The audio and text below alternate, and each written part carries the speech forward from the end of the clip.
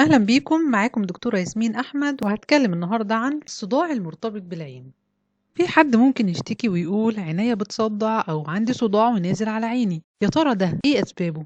في أسباب كتير طبعا للصداع ملهاش حصر، لكن هنا هتكلم على الصداع المرتبط بالعين أو اللي بتسببه مشاكل في العين.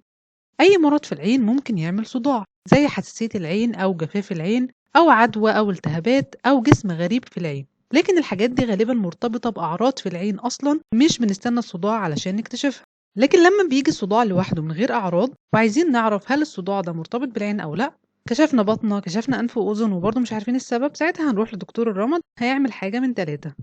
إما إن السبب يكون عيوب في الإبصار سواء أستجماتيزم أو طول نظر أو قصر نظر، وقصر النظر مش هيسبب صداع قوي لأن أنا بكون شايفة القريب كويس، فغالبا الصداع بيكون مع طول النظر والأستجماتيزم، وغالبا بيكون في آخر اليوم مش في أول اليوم لأنه بيكون بعد إجهاد العين في القراية أو في النظر لحاجة قريبة أو في إني أبص للموبايل أو الكمبيوتر وغيره.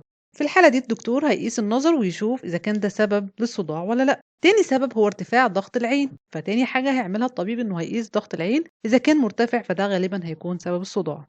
تالت سبب هو ارتشاح على العصب البصري، فتالت حاجة الطبيب هيعملها إنه هيفحص قاع العين. لو لا قدر الله في ارتشاح فعلا غالبا بيكون في مشكلة في المخ، ساعتها بتحول لدكتور مخ وأعصاب وبيعمل أشعة مقطعية أو رنين علشان يطمن على المخ برضه. ده ببساطة أشهر أسباب الصداع المرتبطة بالعين واللي مش كتير قوي زي ما احنا شايفين. يا رب تكون الحلقة عجبتكم.